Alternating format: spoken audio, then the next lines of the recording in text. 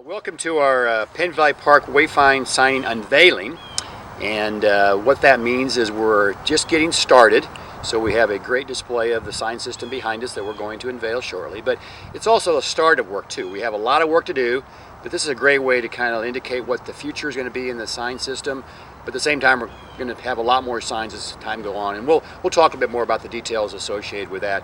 I'm Mark McHenry with KC Parks and Recreation Department, and again, welcome to Penn Valley Park. The first individual I'd like to come up or at least ask to make some comments, and that's Diane Burdett, she's the Executive Director for Main Corps. Diane. Hi. Good morning or lunchtime, I guess it is. How do you say good lunch? Thanks, Mark. Thanks, everyone, for being here today. I'm so grateful for this day to actually be here. We started about 10 years ago, and I know that's really probably hard for people to believe, but in 2006, when the Federal Reserve Bank decided to move into this location, there was some thought that perhaps there may be a TIF underneath that property and they were not going to use it. There was a group of folks that thought maybe we could capture some of those dollars and do great public improvements within Penn Valley Park and then along the corridor on Main Street.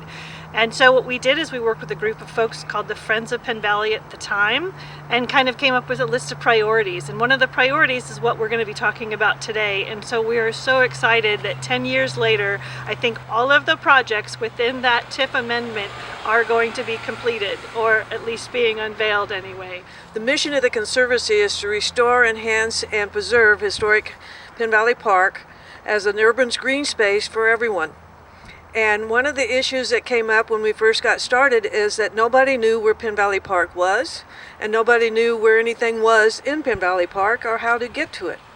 So we are very honored and surprised to have this unveiling of the signage program that will enhance the visitor experience, but also give a stronger sense of place for Penn Valley Park. We would not have been able to do this program, of course, without Diane and Main Corps with her foresight and determination in deciding that we needed signage and getting the funding to do the signage.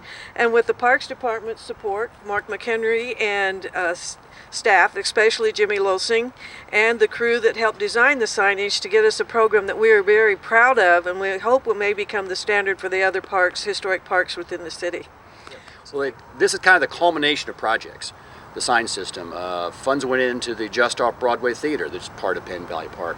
Funds went into, of course, work we did here recently at the National War I Memorial and Monument Museum, made that all happen.